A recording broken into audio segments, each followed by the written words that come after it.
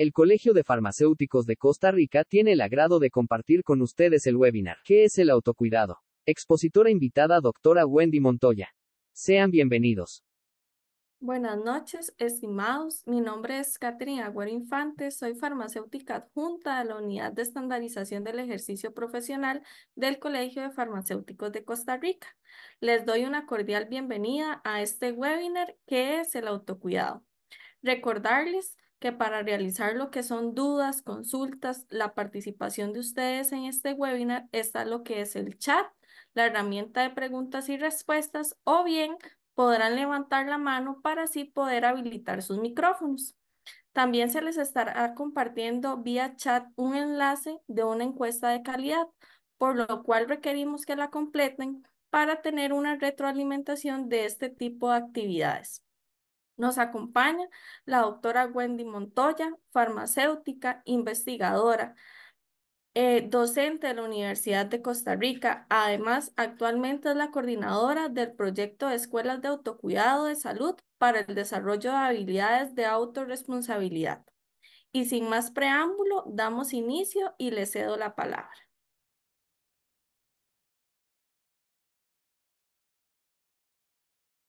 Hola, buenas noches.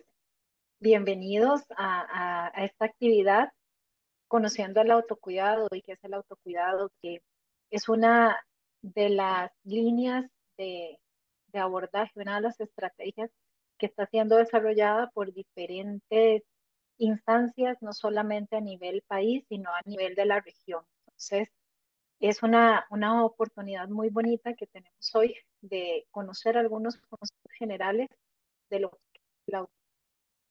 Voy a proceder a presentar.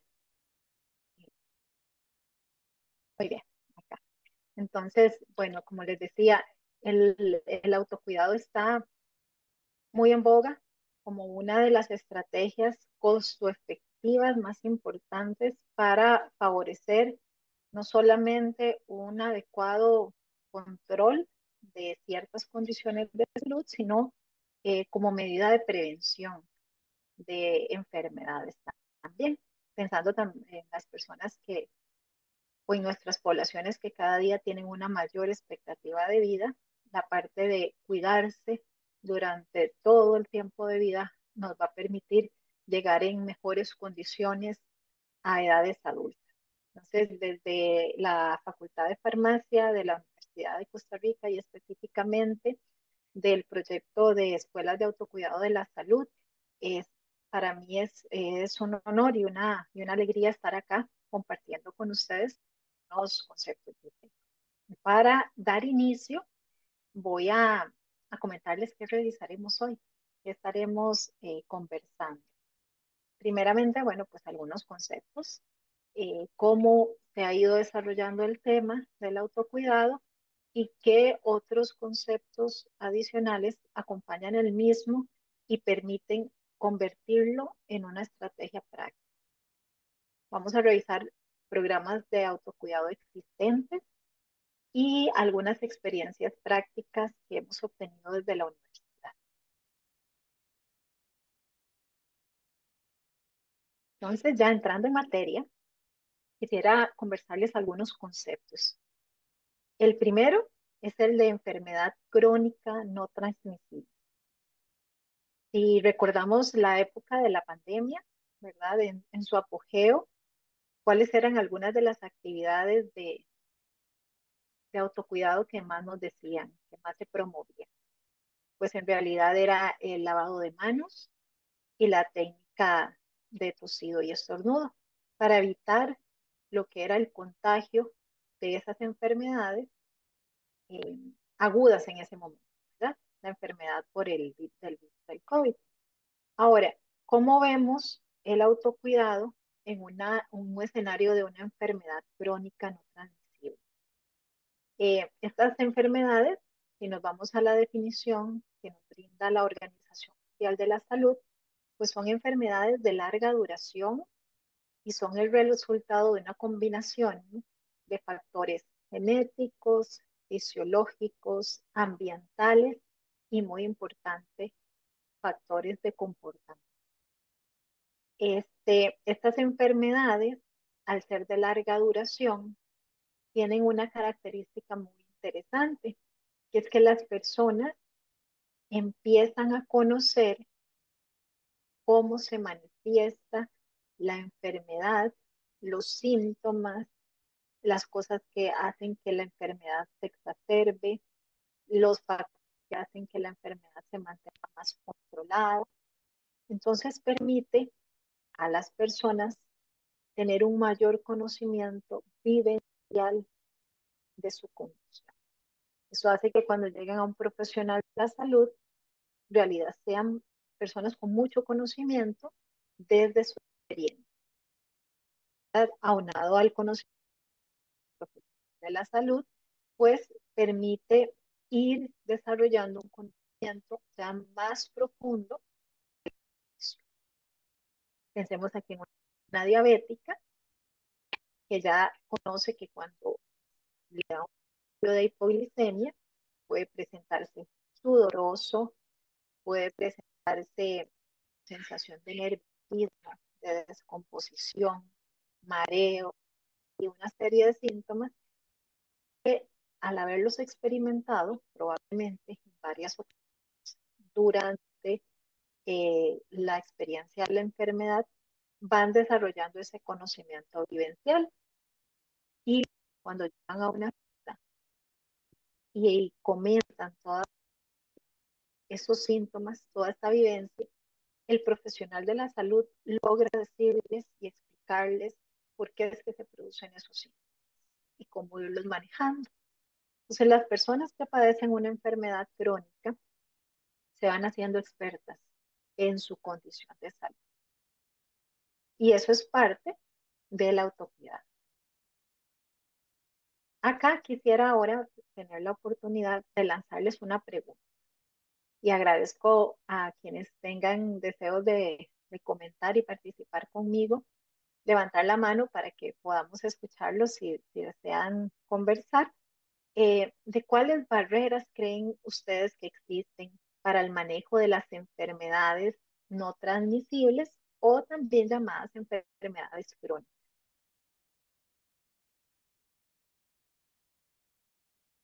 Yo ahí traigo algunas barreras que he identificado, pero si ustedes me acompañan aportando, sería maravilloso. Recordarles que pueden levantar la mano para poder habilitarles el micrófono.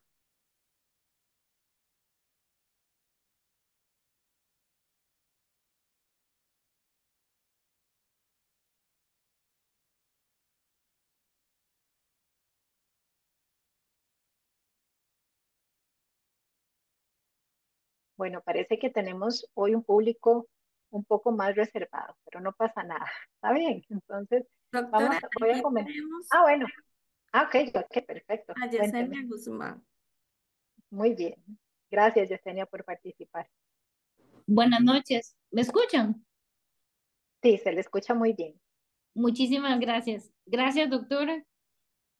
La pregunta es, ¿cuáles barreras creen que existen para el manejo de las enfermedades no transmisibles? Exactamente. En primera instancia, pienso que, y por la experiencia práctica, yo trabajo en la caja, es la Ujú, información al paciente. Un paciente informado es un paciente que tiene conocimiento y crea conciencia de la importancia de el autocuidado y si toma medicación, pues la adherencia al mismo. ujú, ujú. Ok. Entonces, Yesenia, una barrera, en este caso, sería la falta de información para lograr tener esta conciencia que lleve al cambio a cambios necesarios para un mejor control de la enfermedad crónica, ¿cierto? Exactamente, doctora. El paciente, Ah, al menos el de la caja, ¿verdad? En la consulta externa, presenta muchas inconformidades en el sentido que indica el médico no me explica qué tengo, para qué me está dando esto. Yo la verdad ujú, siento que no lo necesito. Entonces, en su mayoría es falta de información. ok, Y es la enfermedad que tiene, que no es transmisible, sino de otra índole, ¿verdad? Enfermedades crónicas, Ujú, pues se agravan porque el usuario, el paciente no es un paciente empoderado en ese sentido, entonces se ujú, descuida o su familia lo descuida. ujú, ujú. Muy bien, muchas gracias, Yesenia. Me ha traído elementos a la discusión muy interesantes en la parte de la conciencia crítica del paciente para ser partícipe activo en el control de su condición de salud que es crónica y la parte del empoderamiento que efectivamente lo voy a retomar un poquito más adelante en esta presentación. Muchas gracias por su participación. Muchas gracias a usted. Doctora, también le vamos a habilitar el micrófono a Liz María Vega. Ok, perfecto. Muchas gracias. Adelante, Liz María. Muchas gracias por querer participar. Muy buenas noches, doctora, y buenas noches a todos los colegas. Espero que me escuchen bien. ¿Me pueden escuchar? Sí, le escuchamos fuerte y claro. Perfecto. Yo pienso que hay falta de confianza entre los pacientes y sus farmacéuticos. En la caja, con más razón, porque hay poco tiempo y pues la situación, digamos, de entrega de medicamento es muy rápida. Pero sí me parece en general, también en farmacia de comunidad a veces, que la gente tiene poca confianza, digamos, para llegar a explicarle a uno mucho o tomar mucho del tiempo de uno. Entonces, o bueno, no sé si también nosotros como profesionales a veces fallamos en que no le damos un ambiente como de tranquilidad y confianza suficiente al paciente para abrir un espacio cómodo para ellos, digamos, un espacio agradable en el que ellos puedan expresar todas esas dudas o, por ejemplo, como usted decía, todas esas cosas que ellos sienten cuando tienen una nueva enfermedad aledaña, digamos, y tienen esas dudas y sienten poca confianza a veces de llegar a preguntar. En la caja digo, como siempre, pues la situación, ¿verdad? Que es muy rápido, hay muchas filas, pero aún así en farmacia comunidad cuesta, ¿verdad? A veces tenemos que crear un ambiente más de confianza y mostrarnos un poco más accesibles, ¿verdad? Para con el paciente que él tenga esa confianza de llegar donde nosotros. Sí, me parece que son aspectos muy importantes a tomar en cuenta.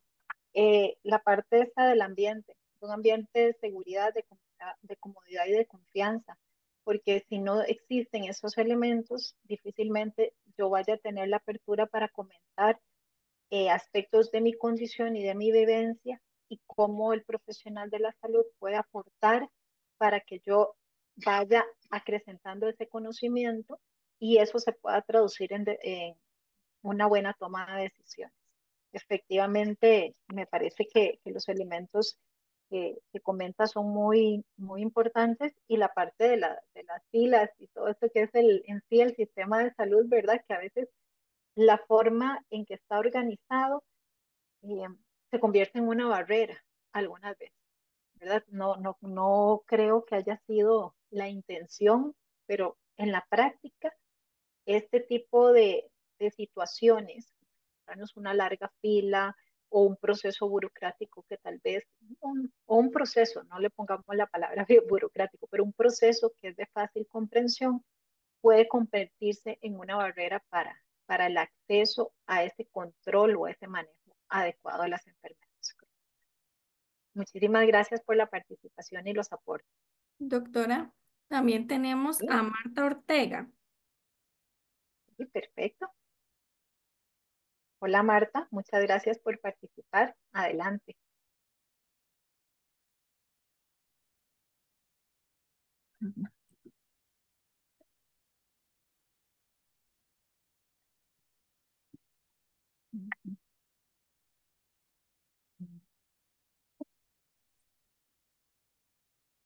No le escuchamos,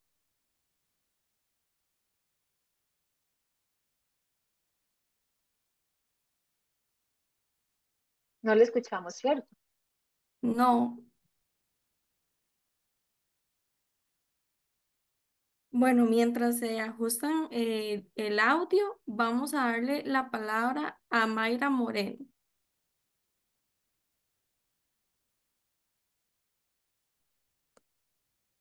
Hola, buenas noches. Hola Mayra, buenas noches. Bueno, yo pienso que también una barrera puede ser la barrera que tal vez pone el paciente mismo, que tal vez está en negación, que no quiere, ¿verdad?, aceptar como la realidad de lo que está pasando. Entonces permanece como mucho en esa negación y al permanecer en esa negación, pues es impenetrable, ¿verdad? O sea, muchas veces de hasta que la persona quiera, ¿verdad? Se puede hacer Ujú, algo. ujú. Entonces pienso que esto influye mucho, ¿verdad? Gracias. Sí, sí. Gracias a usted, Mayra. Y no, definitivamente, ¿verdad? Un proceso de no aceptación de una nueva condición de salud dificulta que se puedan tomar decisiones que vayan acordes a un manejo integral de esa condición nueva. Y más si es una condición eh, que se va a hacer crónica, como las enfermedades no transmisibles, ¿verdad? Una enfermedad con la que ya yo me tengo que acostumbrar a vivir, ¿verdad? Y que puede ser que incluso no logre o el pronóstico no me indique que hayan periodos de estabilización, sino que más bien puede ser que vaya en deterioro con el tiempo.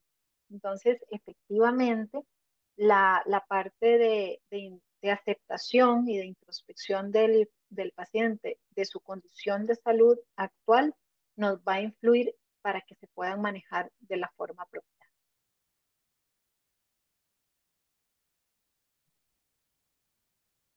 Quisiera saber si Marta Ortega quiere aportar algo.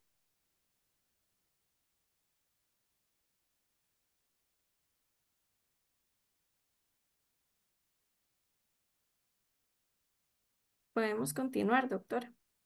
Bueno, me parece que puede haber sido un problema de micrófono, pero Marta, muchas gracias por la intención de participar y aportar y esperemos que eventualmente en la charla podamos tener otra oportunidad. Bueno, vamos a ver, yo aquí les tengo varias barreras, ya algunas de ustedes las han dicho. Veamos esta primera, la no aceptación, ¿verdad? No, con eso yo no quiero saber nada, eso no va conmigo, yo no creo que yo tenga eso. ¿Verdad? Entonces, esa falta de aceptación no permite, dificulta que la persona pueda entrar en este proceso terapéutico. ¿Ok? Porque primero tengo que aceptar para después decir, ok, ahora sí, entonces, ¿qué hago? ¿Qué toca hacer? Para poder entrar en un proceso de control, de estabilización y de mantenimiento. Entonces, efectivamente, es una de las primeras barreras. Vean acá esto que se ejemplifica aquí.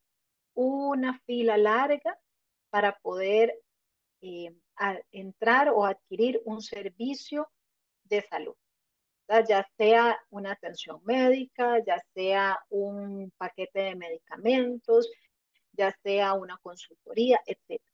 Entonces, el solo hecho de pensar, tengo que levantarme temprano para ir a hacer esa gran fila y tal vez ni siquiera logre el objetivo que es obtener una cita.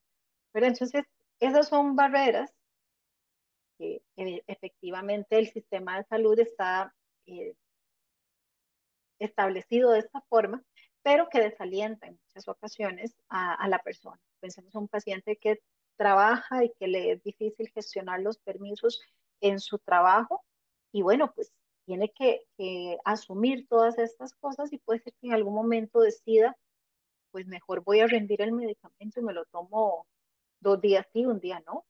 Y todas esas cosas van a ir complicando que una enfermedad crónica no se controle de la forma que esperamos. Eh, los medicamentos, ¿verdad? El sentir que tengo que tomar mucho medicamento. Y eso lo dicen los pacientes, es que tomar, parece una gallina, tengo que tomar tantos medicamentos, que eso puede ser una barrera, solamente el impacto de ver, ok, ¿cuántas pastillas me tengo que tomar? 4, 5, 6, ¿verdad? Y además me tengo que inyectar, y además me tengo que acordar que estas con comidas y estas sin comidas. Todo eso puede representar una barrera. Este, la parte de sentirme mal, sentirme afectado, sentirme debilitado, que está relacionado con la parte de la negación. ¿Verdad? Yo no quiero esta enfermedad que me hace sentir esto, que no me permite hacer todas las cosas que yo hacía antes. Eso también puede ser una barrera. Los profesionales de salud, que no siempre estamos en la mejor actitud, ¿verdad? Somos personas, tenemos días buenos, días malos, y algunas veces en un día malo puede ser que una persona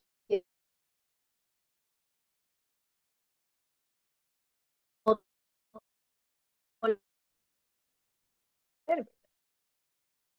quiere decir que eso suceda. No contamos personas con personas. Pero entonces eso podría ser una barrera, o la falta de comprensión, de sentirme escuchado, de sentirme comprendido. Y otra de las barreras, ¿verdad? Entre muchas otras que pueden haber, es el tipo de medicamento que tengo que usar.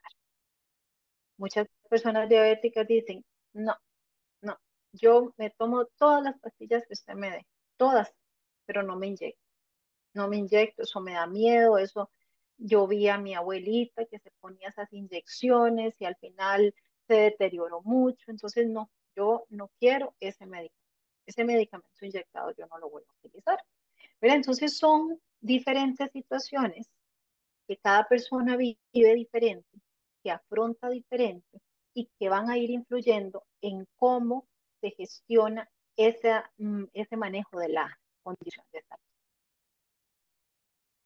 Entonces, en este acercamiento al tema que tenemos con este primer concepto, tenemos el reto que representa el manejo y control de las enfermedades crónicas no transmisibles, considerando que todas estas barreras que puede tener el paciente para que no logre un adecuado control pueden representar que lo lleven a la muerte, ¿verdad? Y de hecho, las enfermedades crónicas no transmisibles representan el 70% de las muertes. Y hay que verlas en un contexto usual de pluripatología, ¿verdad? No es que tengo solamente al paciente diabético puro, solamente diabético, sino que es además hipertenso y además tiene una depresión y además tiene una psoriasis. Y cada una de esas condiciones de salud puede ser que tengan un pronóstico diferente, un esquema de tratamiento más o menos complejo, ¿verdad? Pero que en su totalidad se vuelve mucho más complejo. Hacemos este paciente que les acabo de decir, paciente diabético que ya usa insulina y además usa medicamento oral para tratar su hipertensión, pero además utiliza diferentes cremas que tiene que aplicarse en diferentes momentos para lograr controlar la psoriasis y además tiene que tener cierto control de factores ambientales para favorecer una mejor gestión de su condición de salud.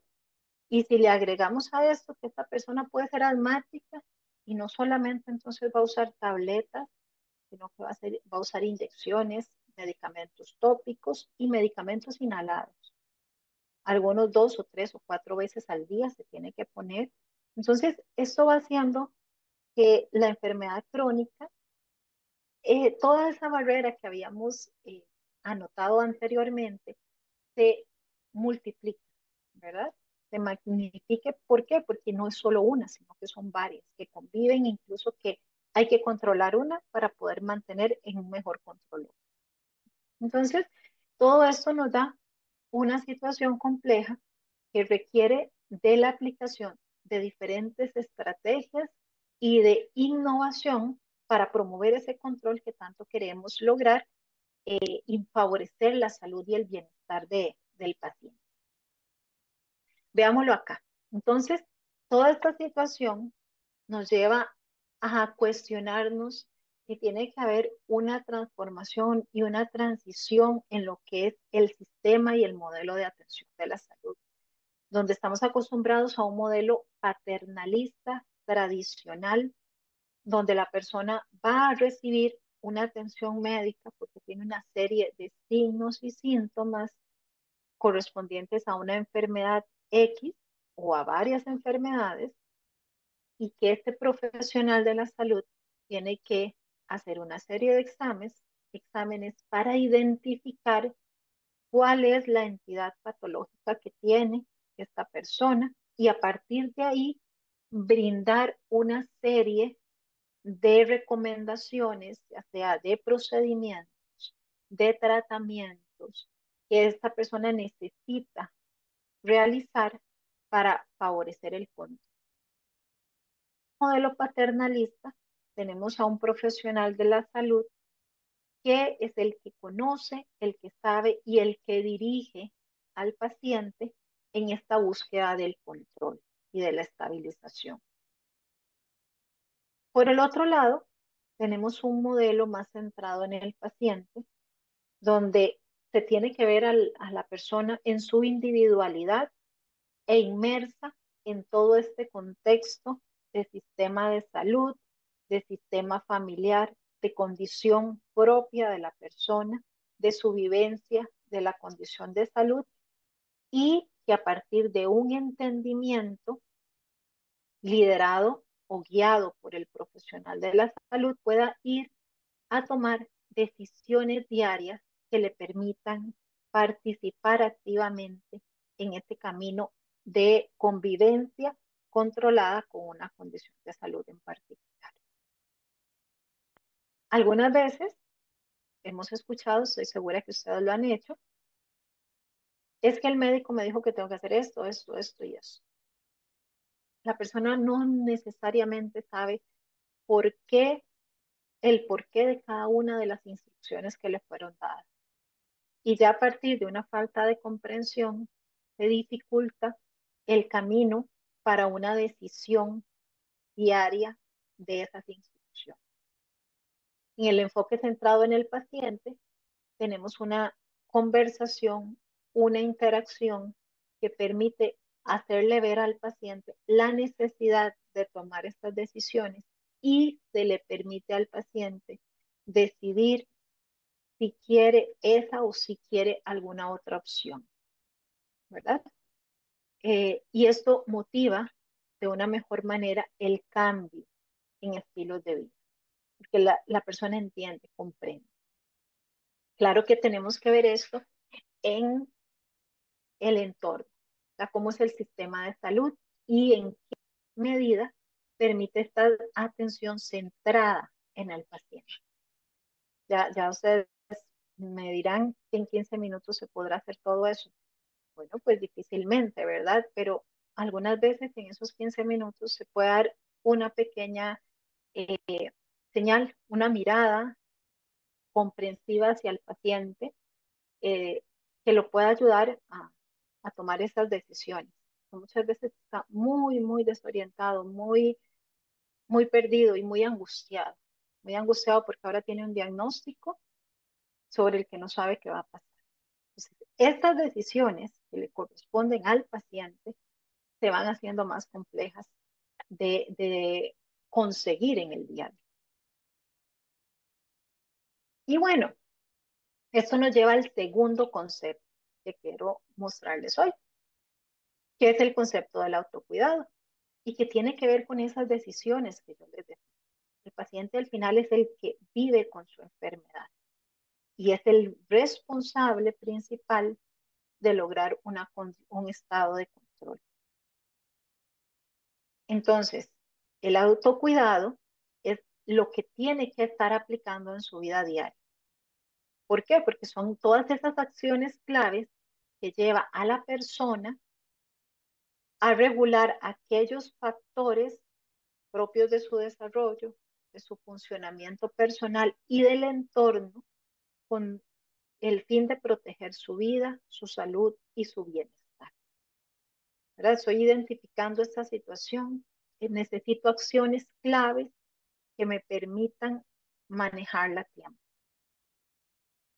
El autocuidado es intencionado, el autocuidado no es algo espontáneo, es algo que yo tengo que proponerme y decidirlo todos los días.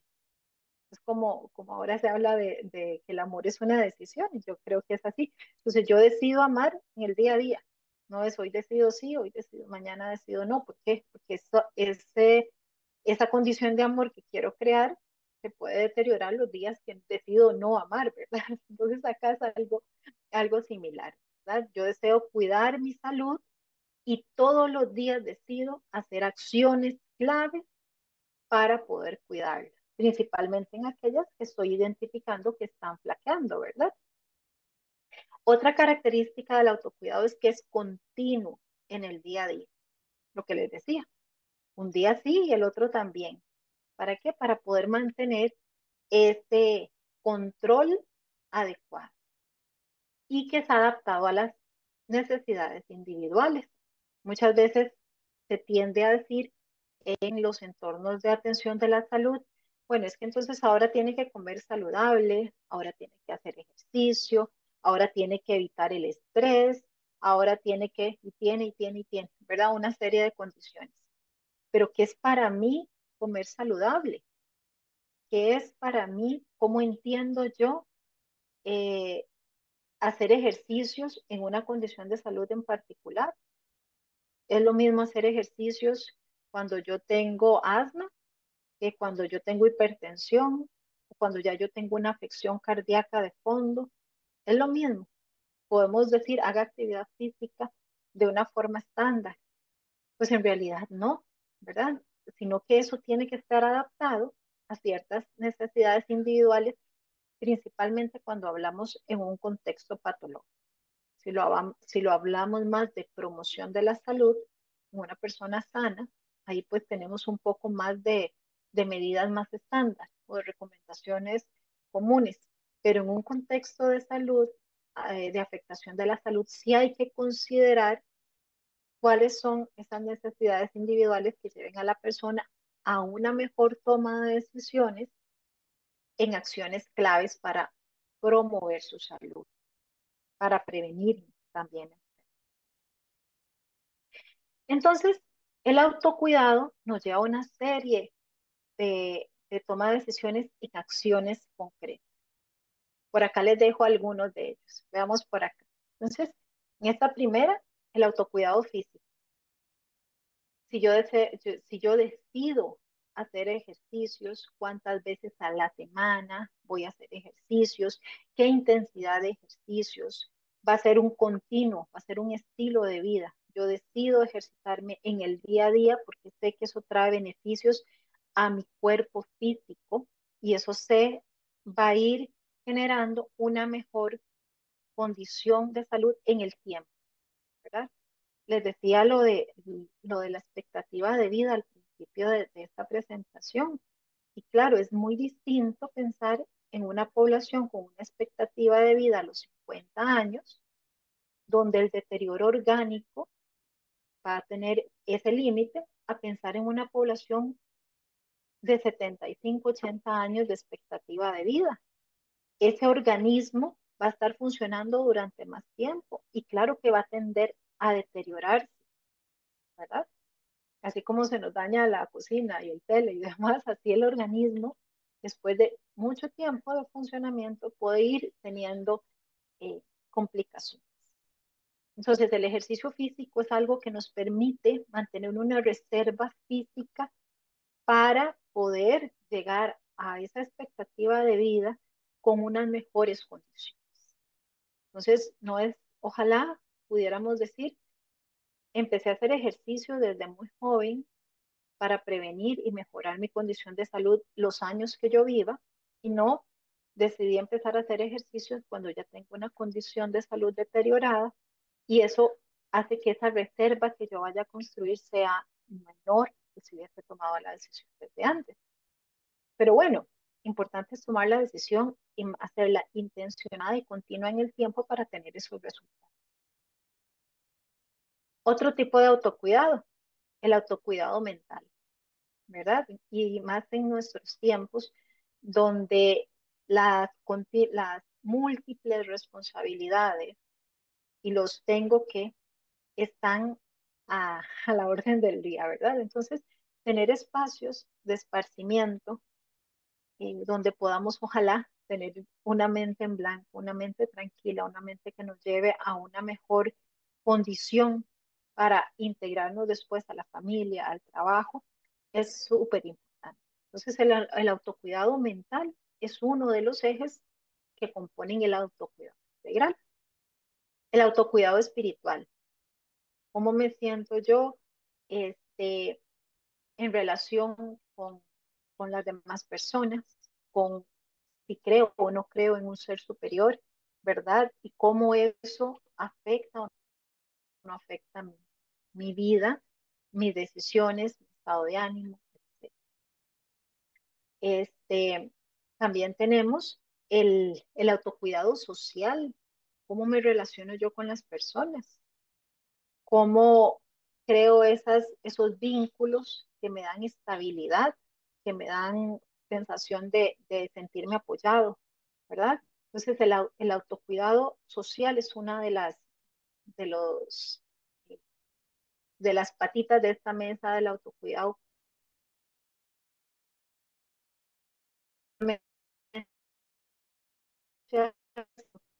Ocasiones en la parte mental, en la parte espiritual.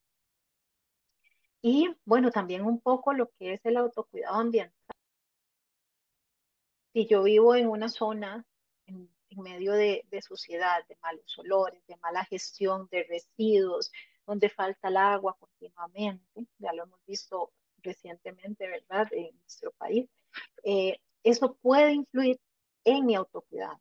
Si yo tengo acceso a poder bañarme, asearme todos los días, si yo tengo acceso a lugares verdes donde pueda tener un autocuidado mental, un autocuidado físico, ¿verdad? Todo eso va a ir influyendo en mi integralidad y en mi salud y en mi vida.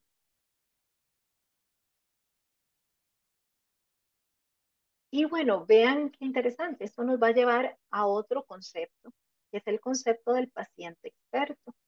Pues ya tenemos tres conceptos: enfermedad crónica, autocuidado y paciente experto. Entonces, ¿cuál es el paciente experto? El paciente experto es el que probablemente ha padecido una enfermedad crónica durante algún tiempo, que ha ido aprendiendo las diferentes actividades que tiene que hacer para el autocuidado, pero no necesariamente las conoce o ha tenido un proceso de inducción adecuado. Sin embargo, el paciente experto es el que tiene el que se sabe responsable de su enfermedad y sabe que es en base de sus decisiones y acciones que va a poder controlar esa condición que afecta a su salud. El paciente experto no es un paciente que toma decisiones, digamos, voy a decirlo muy coloquialmente, no es un paciente que toma decisiones a lo loco, sino es un paciente que ha tenido procesos de educación, una guía por medio de profesionales de salud o incluso con otros pacientes que conocen y que se han formado y que le permite esa mejor toma de decisiones. De hecho, un paciente experto es el que sabe, este síntoma es normal de mi condición de salud, sé cómo manejarlo y lo puedo manejar. Por ejemplo, un paciente diabético con una hipoglicemia. Me siento mareado, sé que no comí, sé que el no haber comido me pone un riesgo de hipoglicemia, pero yo sé cómo manejar esta hipoglicemia. Entonces voy a cucharadita de miel y sé cuánto tiempo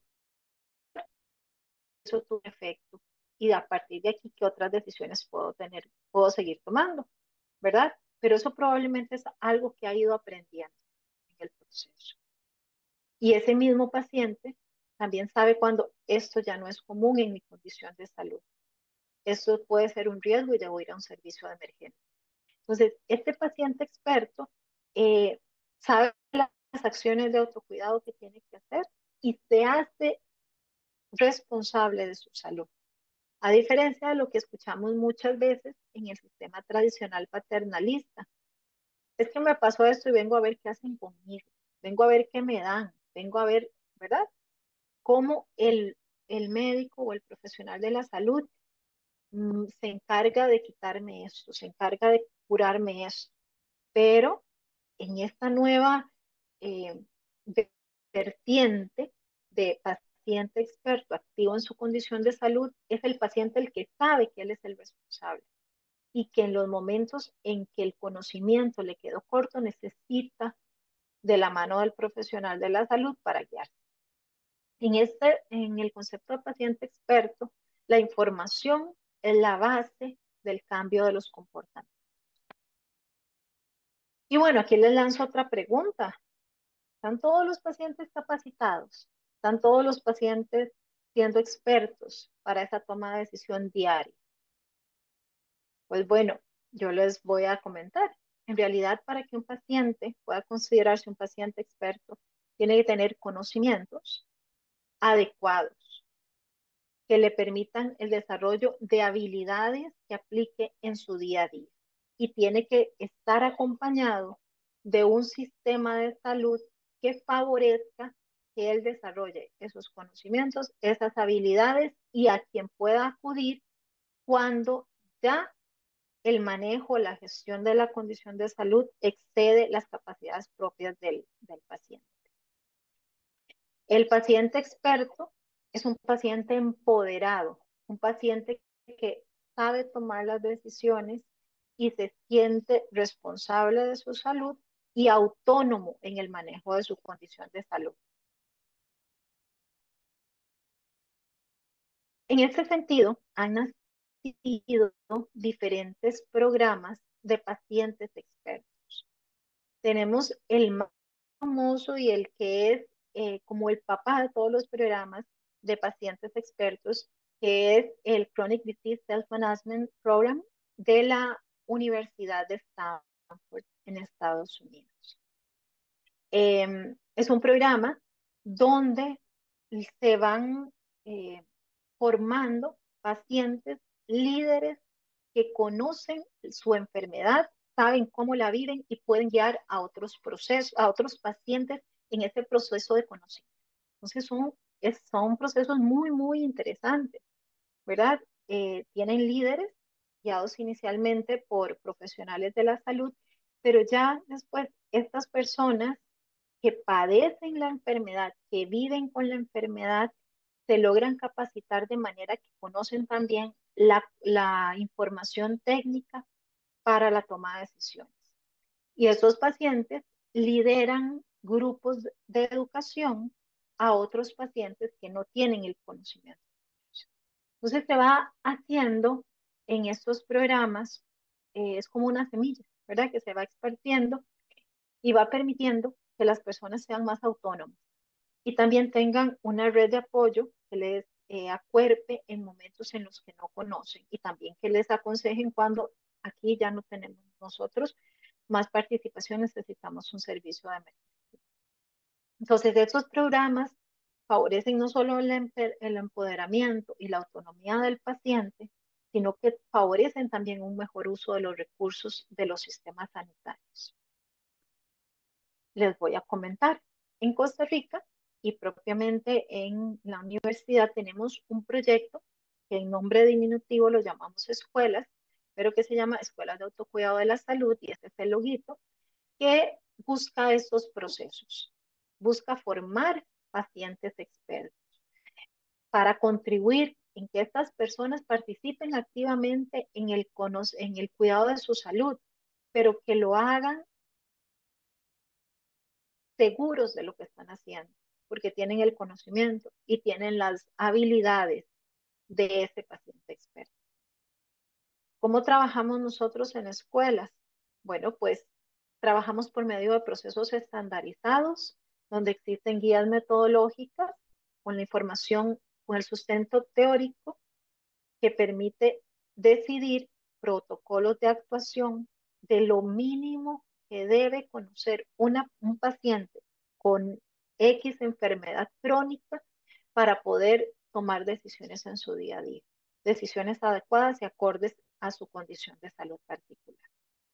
En estos procesos de escuelas participan, se hacen procesos interdisciplinarios, están liderados por farmacia, porque aquí es donde nació el proyecto, pero incluyen a trabajadores sociales, a psicólogos, a educadores físicos, a nutricionistas y por supuesto a los profesionales en medicina, de manera que cada eje temático pueda ser abordado en los grupos de pacientes por un facilitador que pueda brindar ese conocimiento, favorecer ese conocimiento objetivo, ¿verdad?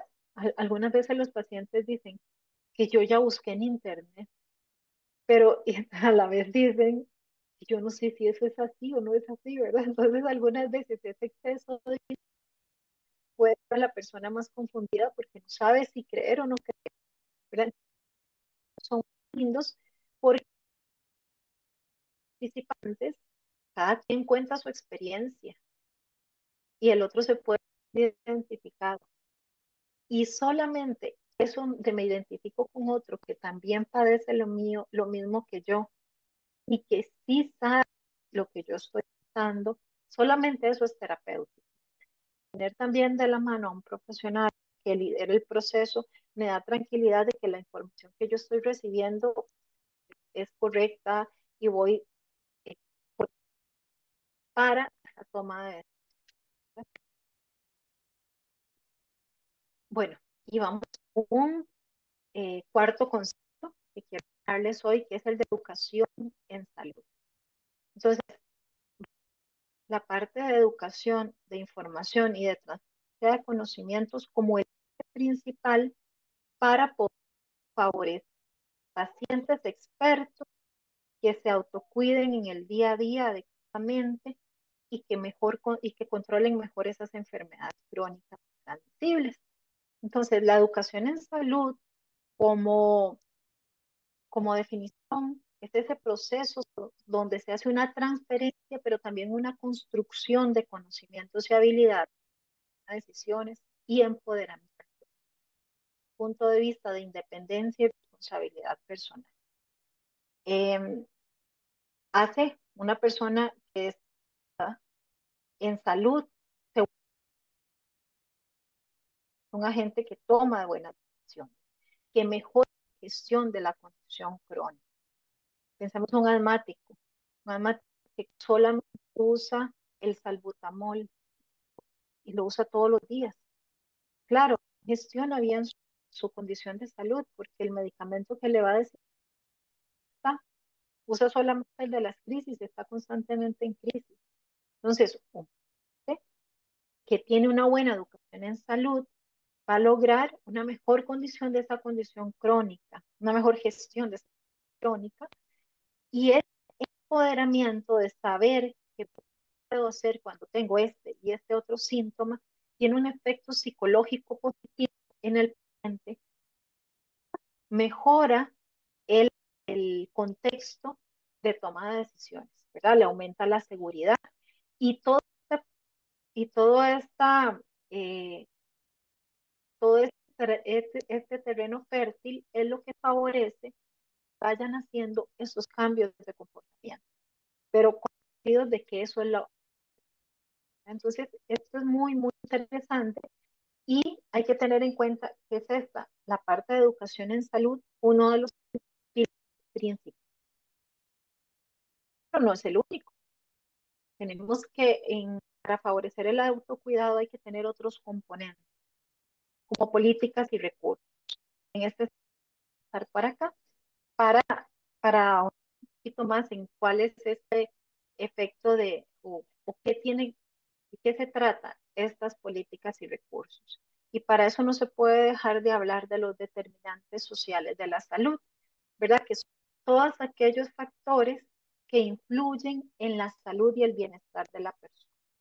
Y van desde individuales hacia los sociales, ¿verdad? Donde ya la persona cada vez menos influencia en esos determinantes. Entonces, los primeros determinantes de la salud son las condiciones con las que nosotros nacemos, son las condiciones biológicas, mi sexo, mi edad, mi genética, ¿verdad? A qué enfermedades tengo predisposición y entre más edad, ya he utilizado más este todas mis funciones fisiológicas y puede ser que algunas vayan ya deteriorándose. Hay enfermedades más comunes según el sexo, ¿verdad? Entonces, acá tenemos el primer grupo de determinantes de la salud, que tampoco necesariamente podemos influir en ellos. Pero después están los estilos de vida individuales, que es si yo me ejercito, si yo hago meditación, si yo me siento feliz con la persona, ¿verdad? Tengo desarrollado toda mi autoestima que me permita tener una mejor condición de salud emocional. Todas estas cosas,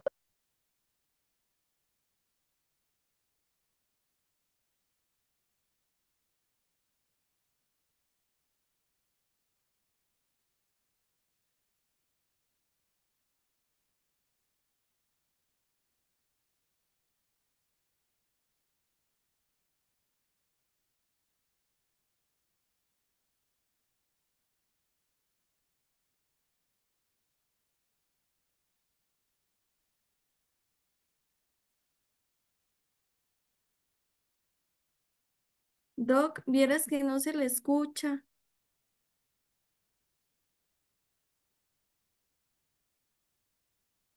Doc,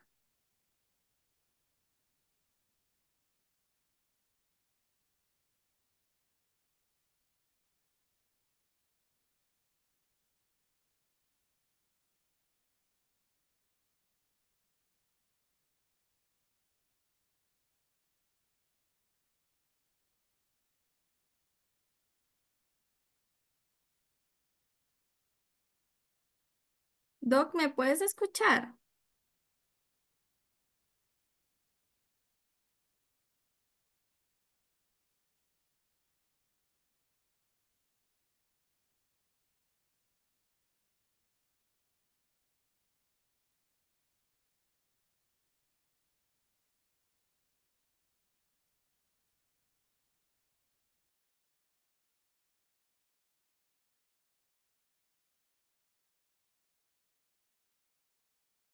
Doc, ¿me escuchas? Doc, no se te escucha.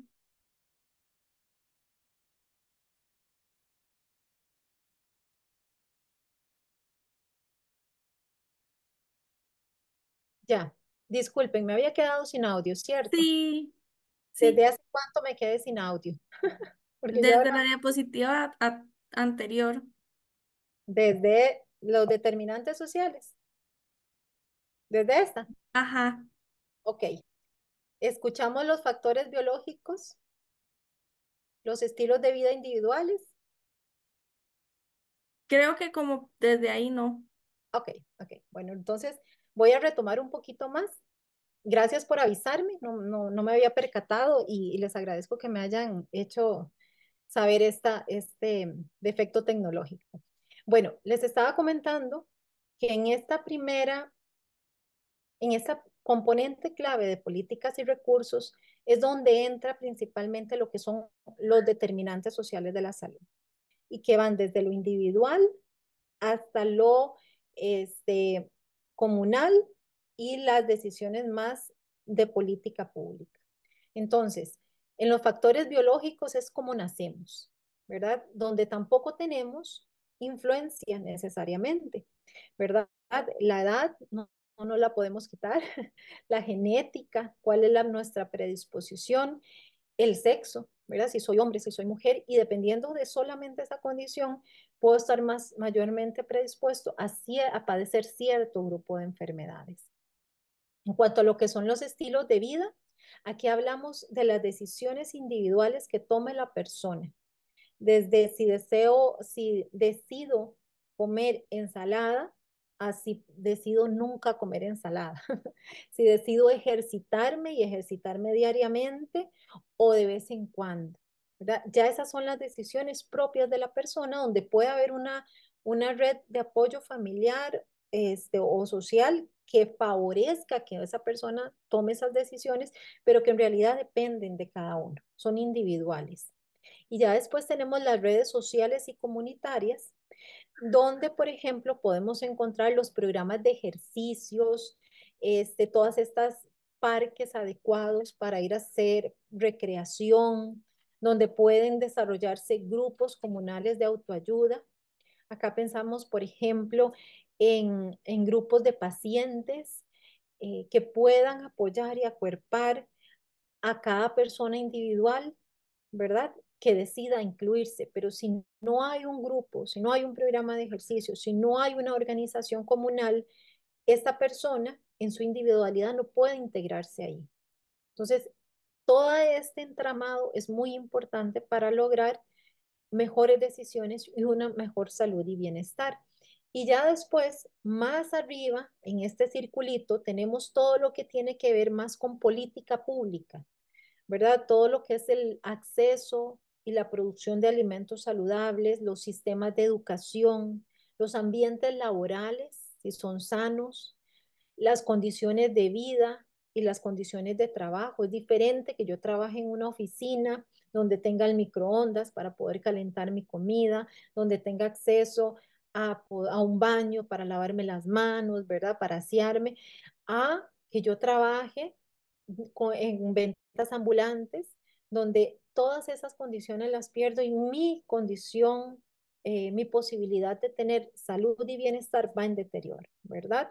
O si yo trabajo 8 horas, si yo trabajo 12 horas, ¿verdad? Diariamente, y mi posibilidad de relación familiar va deteriorando algunos ámbitos de mi vida y algunos aspectos de mi autocuidado.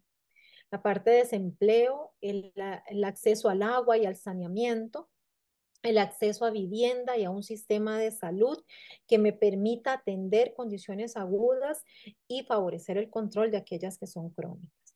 Entonces, todos estos factores influyen en que podamos tener un adecuado autocuidado y un mayor bienestar. Ay, perdón, me fui a la que no era.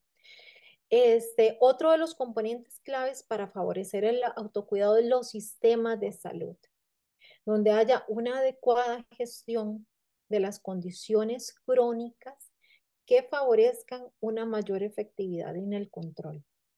Ya les hablaba de la parte de la decisión personal, de tomarme el medicamento, de cuidarme. Pero ¿qué pasa si la gestión propia desde el sistema de salud de esa enfermedad no es adecuada? Y si no hay una transferencia entre niveles de atención. A veces en nuestro país estamos muy acostumbrados a que en el tercer nivel de atención se da un abordaje muy bueno, pero que ya luego puede ser que se pierda y que el paciente en su nivel primario no logre ese mismo control o mantener ese control o esa estabilidad que se había logrado en otro nivel de atención. Entonces, en un sistema de salud que gestione efectivamente los problemas de salud de su población, pues va a favorecer a un mayor bienestar y un mayor autocuidado.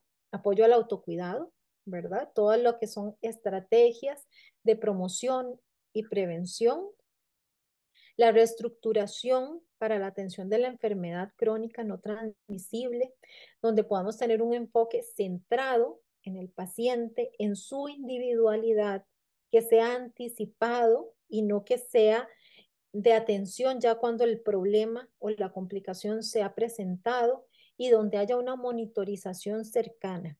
Acá piensa uno en la monitorización de signos y síntomas, de indicadores de control que hacen los médicos, pero ¿qué pasa con la monitorización de la farmacoterapia?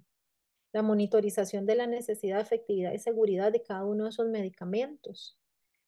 Si el medicamento se está utilizando apropiadamente. Entonces, en esta parte de reestructuración de la atención, el farmacéutico tiene una participación muy, muy interesante y yo diría que es clave y que no se ha desarrollado todavía en su máximo esplendor, ¿verdad? En nuestros sistemas de salud.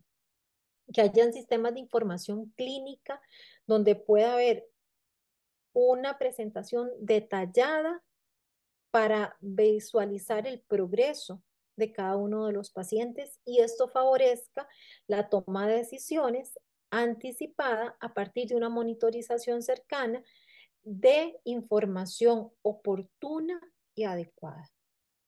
Y bueno, un sexto punto en este componente clave para el manejo de las enfermedades crónicas es que haya un enfoque completo y coordinado entre niveles de atención.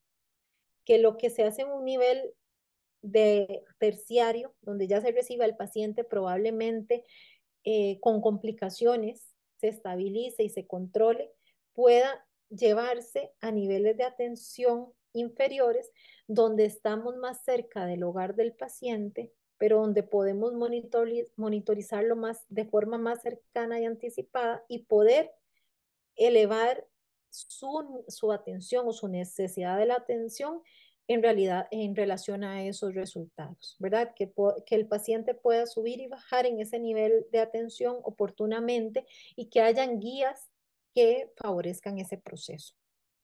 Hay guías, al menos la institución tiene diferentes guías de práctica clínica, pero este proceso de que sea actualizado, que se mantengan las personas apegadas a la guía clínica y que sea una guía clínica oportuna, pues es algo que es un continuo, es un proceso continuo de trabajo.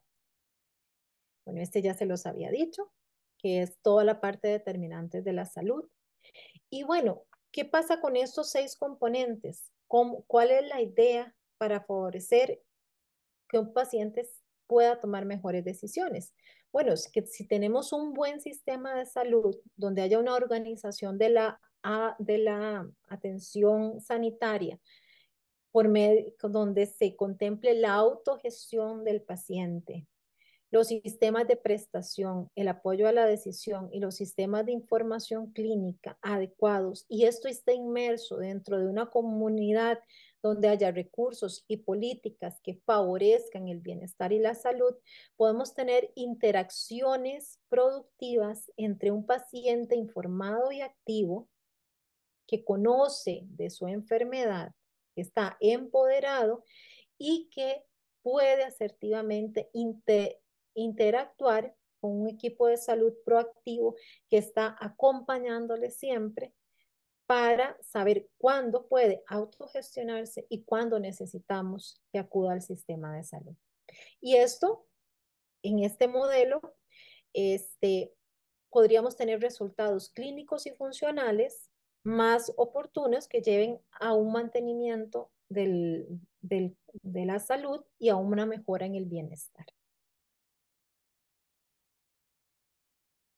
Y bueno, después de hablar de estos conceptos, que a mí me parecen muy interesantes, espero que a ustedes también, vamos a hablar de nuestra experiencia. Ya les conté que tenemos las escuelas de autocuidado. Entonces, quiero contarles las experiencias, algunas experiencias que hemos tenido en 3 condiciones de salud que hemos trabajado principalmente. Hemos trabajado fibromialgia, hemos trabajado asma y hemos trabajado salud mental. Solamente desde el proceso de educación en salud por medio de un proceso estructurado y estandarizado que permita o que favorezca esos conocimientos y esas habilidades en los pacientes y ver cómo pueden incidir en sus capacidades o su percepción para manejar la enfermedad. Entonces, vean qué interesante. Fibromialgia. Y aquí, bueno, les paso unas fotografías de algunos de los procesos grupales que hemos hecho. Estos son son fotografías de nuestros procesos, ¿verdad? Entonces, esta es una sesión muy interesante que incluyó a la red de apoyo, ¿verdad? Porque la persona en su individualidad es importante que aprenda a tomar decisiones, pero también si tiene una red de apoyo familiar, social, comunal, de trabajo, que le apoye en esa toma adecuada de decisiones, el proceso va a ser muchísimo más, o se espera que sea muchísimo más efectivo. Entonces, ven, acá, estas imágenes que ustedes pueden observar por acá, son las personas trabajando y comprendiendo la condición de salud de su familiar para poder participar con ellos activamente y asertivamente en su día a día. Entonces, esto es una técnica muy interesante. ¿Qué observamos como resultado de estos procesos? Y quiero insistir en esto, solamente educación. Utilizamos un test de la Universidad de Stanford que lo que pregunta es, para cada enfermedad, ¿qué tan seguro se siente para evitar, en el caso de fibromialgia, que la fatiga, que el dolor, que los problemas para dormir, que el estado emocional influyan en las actividades que usted desea hacer en su día a día? ¿Esto qué quiere decir o para qué va orientada la pregunta? ¿Qué tan segura se siente usted, persona paciente, que en el contexto de esta enfermedad pueda manejar estos síntomas para que le afecten menos su día a día, o sea, para que tenga mayor bienestar. Y vean qué interesante. Esta es una escala que va de 0 a 10, ¿verdad? Entonces, si yo marco 0 es 0 controlado, no me siento nada seguro. A mí me empieza la fatiga y yo no sé qué hacer, me descontrolo. O 10, no, a mí me da la fatiga y yo sé cómo manejar esto para que no me afecte o me afecte lo menos posible. Entonces, las personas al inicio del proceso contestan este test y al final del proceso educativo. Y vean qué interesante los valores. La fatiga, la percepción mejoró en 2 puntos en esa escala de 0 a 10. El dolor 2.4, ¿cómo puedo manejar yo mi dolor? Los problemas para dormir en 2.6. El estado emocional, ¿cómo puedo yo regular mi estado emocional? 2.2. Y ustedes dirán, pero no es tanto, pero es una intervención solamente educativa. Pensemos si además esta persona se le puede optimizar la farmacoterapia y a partir de la optimización de la farmacoterapia podemos mejorar el control del dolor. Entonces, no solamente tenemos la parte de educación para esa toma de decisiones diarias, sino que aunado a una intervención ya más de tipo farmacológico con optimización, mejoramos el control global del paciente en estos síntomas concretos. Entonces, solamente en estos procesos educativos hemos observado que la gente sí logra sentirse y percibirse más seguro para manejarse en el día a día. Y en una condición como fibromialgia, que la persona pasa con dolor crónico desde la coronilla hasta el dedo gordo del pie, pues esto tiene mucha influencia. Veamos salud mental, principalmente depresión, ansiedad, es lo que hemos tratado. Y acá los valores no son tan altos, pero siempre hemos tenido alguna mejoría. Por ejemplo, vean esto, ¿qué tan seguro se siente para regular su estado de ánimo? Me siento 1.5 puntos más seguro. O sea, si antes estaba en un 5, ahora estoy en un 6.5. Creo que puedo regular mejor mi estado de ánimo. La regulación del sueño, ahí no tuvimos modificaciones, al menos en este grupo en que trabajamos. La parte de la confianza en sí mismo, que tiene mucho que ver en la depresión, ¿verdad? ¿Qué tan seguro me siento yo para participar en eventos sociales, en eventos escolares, ¿verdad? Toda esta parte, ¿qué tan segura me siento yo en este momento después de haber pasado por este proceso? Me siento 1.3 más segura.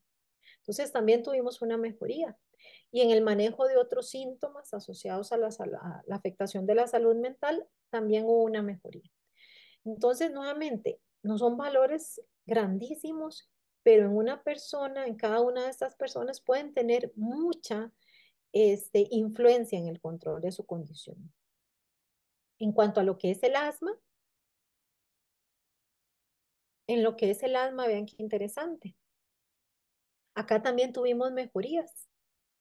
¿Qué tan seguro se siente usted para evitar la dificultad para respirar? 1.5 más seguro. Para manejarlo, perdón ahí la falta de ortografía, para manejar los despertares a causa del asma. Sabemos que los pacientes con asma tienden a despertarse en la noche por síntomas de asma, por tos, por dificultad respiratoria, y eso no solamente es una señal de descontrol de la condición, sino que también les va a afectar su sueño, su descanso. Entonces, ¿qué tan seguro se siente? Punto 91%, punto 9 más seguro. Para manejar la tos, 1.46 más seguro. Y para dejar de usar el salbutamol, ¿qué tan seguro se siente de dejar de usar el salbutamol? Que sabemos que es un medicamento de rescate. Si la persona se encuentra rescatándose continuamente, quiere decir que está en un estado de descontrol continuo. Ahí hay una parte emocional con el salbutamol interesante, pero vean, también mejoró. Yo me siento más segura de manejar mis síntomas para no tener que usar tanto el salbutamol. Esto es, para nosotros es súper estimulante ver que con intervenciones tan costo efectivas, porque es prácticamente educación, la persona puede lograr sentirse más segura para tomar las decisiones que lo lleven a un mejor estado de control.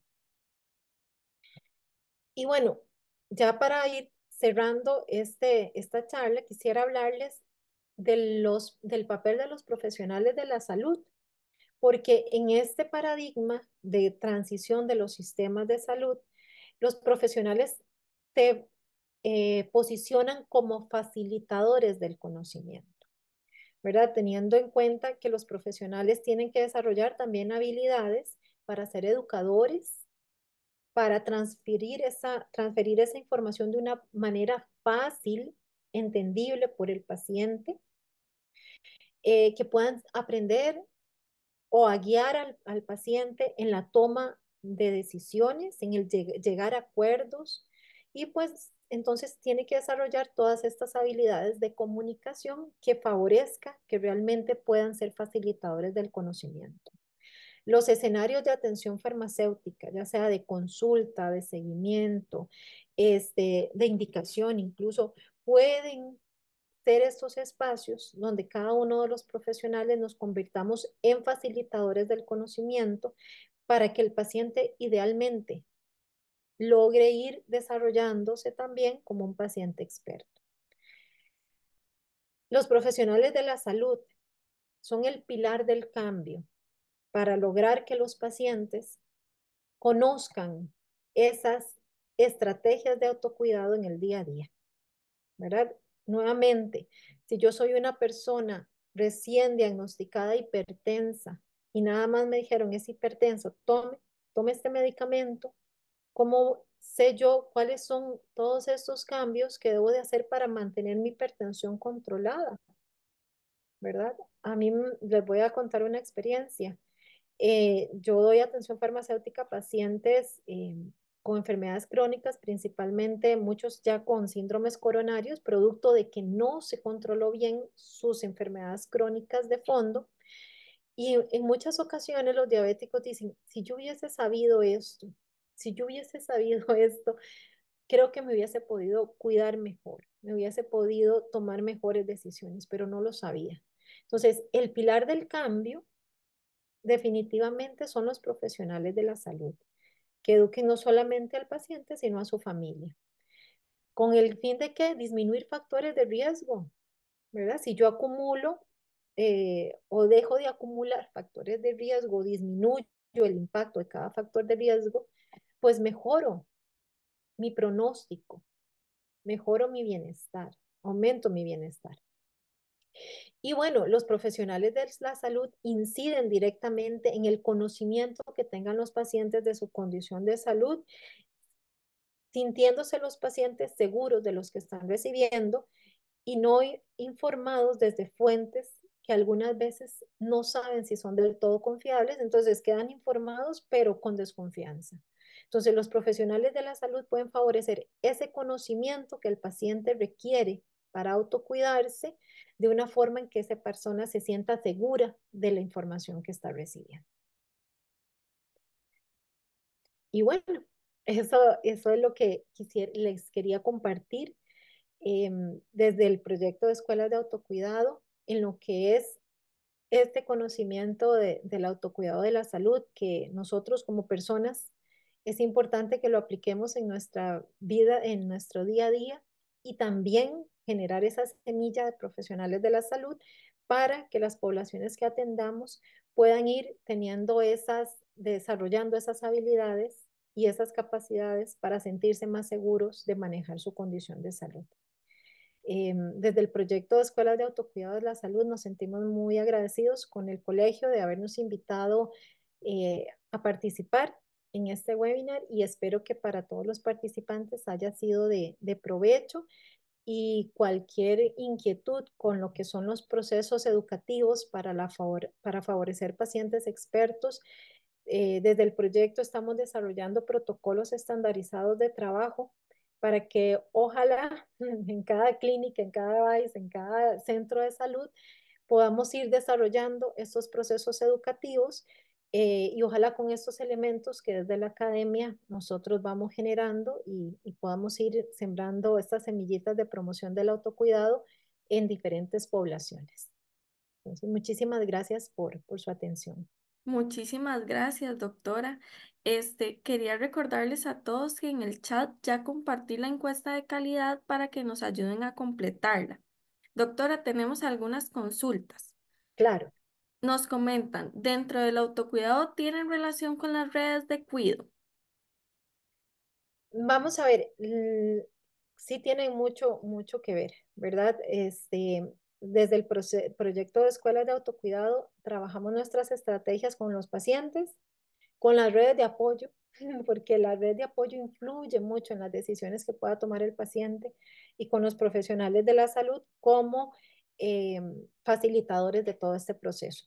Entonces, las redes de apoyo tienen que ver muchísimo, desde que tengamos personas, familiares, amigos, compañeros de trabajo que conozcan la condición del paciente para que favorezcan un mejor control hasta un autocuidado del cuidador, ¿verdad? Dependiendo del tipo de enfermedad, del tipo de paciente, de la población a la que se esté atendiendo, el cuidador puede tener un nivel de deterioro importante. Entonces, las actividades y las estrategias de autocuidado del cuidador también son muy importantes porque de ello va a depender que el paciente esté bien cuidado también, ¿verdad? Entonces, definitivamente el autocuidado tiene que ver con las redes de apoyo y también con esta parte de autocuidado social, de cómo son mis relaciones sociales y cómo me siento yo apoyado y acuerpado por las personas que me rodean. También nos comentan que se debe fomentar los programas de atención farmacéutica a nivel institucional y que todos manejemos las guías de prácticas clínicas estandarizadas en todas las instituciones públicas relacionadas con la salud. Mm, Bueno, yo a esa pregunta definitivamente respondería que sí, que se deben de fomentar los programas de atención farmacéutica. ¿Por qué? Porque son espacios de transferencia de esta información y de estos conocimientos que necesitamos para que las personas tomen decisiones apropiadas en el día a día, ¿verdad? Y que se manejen guías de práctica clínica para esta actividad profesional y podamos estandarizar procesos, me parece que es lo que es parte del norte para favorecer una población educada en salud y que vaya tomando mejores decisiones y que en el ideal utilice los servicios de salud, ojalá lo menos posible porque no los necesita o cuando realmente lo necesita. ¿Verdad? Acordémonos de la campaña de la caja, de los servicios de emergencia son para emergencias, ¿verdad? Entonces, parte de este autocuidado, de estos pacientes expertos, son pacientes que también saben cuándo se utiliza un servicio de emergencias y cuándo es algo que pueden gestionar, autogestionar o gestionar desde un nivel primario, ¿verdad? Entonces, definitivamente sería maravilloso poder contar con programas de atención farmacéutica, con profesionales que puedan hacer esta transferencia de conocimientos y pues mejorar todo este ambiente.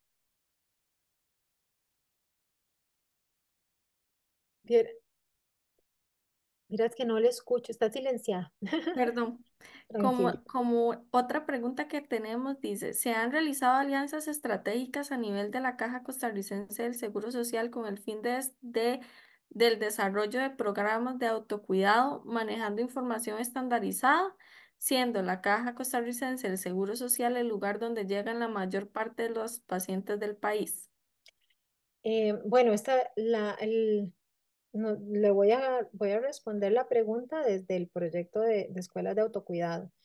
Y las escuelas están trabajando protocolos de actuación profesional para favorecer el autocuidado de la salud en condiciones de condiciones patológicas específicas, ¿verdad? Entonces, sí estamos trabajando los protocolos para poder transferirlos.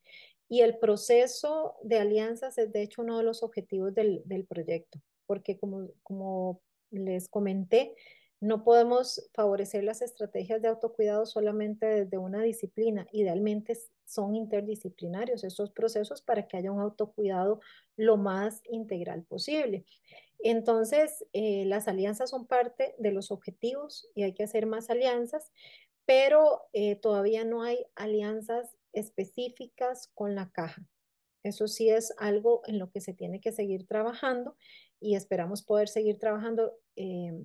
Hay alianzas con diferentes instancias, ¿verdad? Por ejemplo, organizaciones de pacientes que necesitan tener conocimientos específicos, ONGs, municipalidades y demás, pero todavía propiamente con instancias dentro de de la institución no hemos llegado a ese punto, pero sí es uno de los objetivos del proyecto, este, para realmente potenciar efectivamente la caja es la que recibe la mayor cantidad de pacientes en el país y nosotros quisiéramos poder incidir pues en la caja también para tener mayor impacto de nuestras acciones.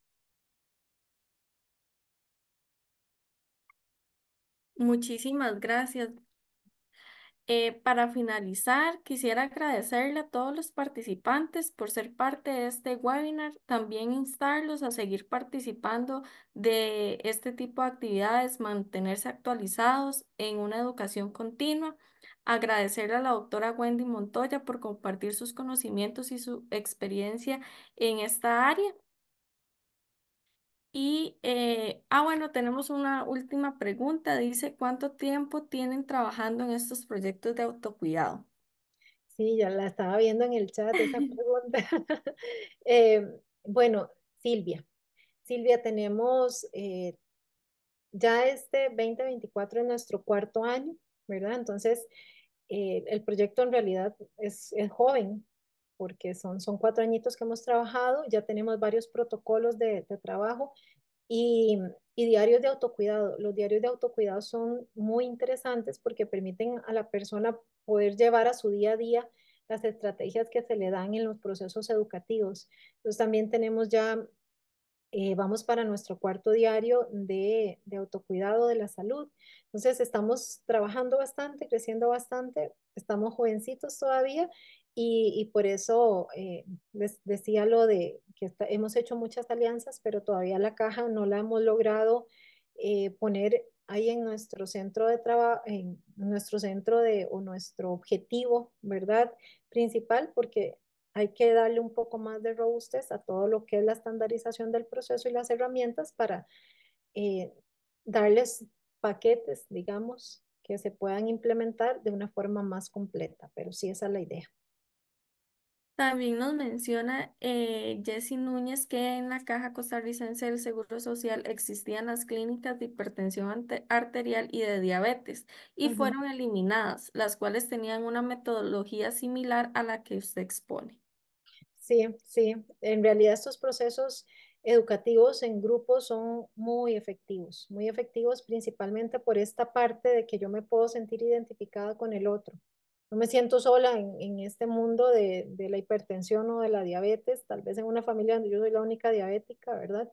Sino que eso permite sentir, empatizar y a partir de ahí poder desarrollar estrategias y crear un conocimiento propio de grupo, que también eso es muy rico, ¿verdad? No solamente lo que me dice la teoría, sino lo que me dice la teoría y lo que nuestro grupo y yo como partícipe de ese grupo construyo de conocimiento de esta condición de salud en particular.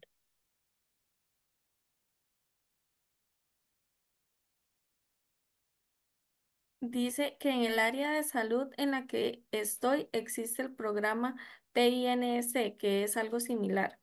Ajá. Los programas de PINEC son dirigidos a pacientes con síndrome síndrome metabólico y sí, claro, tienen toda una estructura de diferentes charlas por profesionales, por diferentes profesionales. Entonces, sí, sí es también una estrategia similar.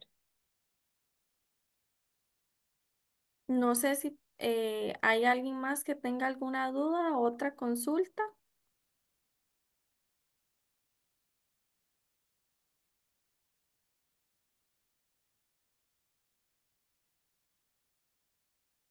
Bueno, doctora, muchísimas gracias por compartir con nosotros, agradecerle la participación a todos.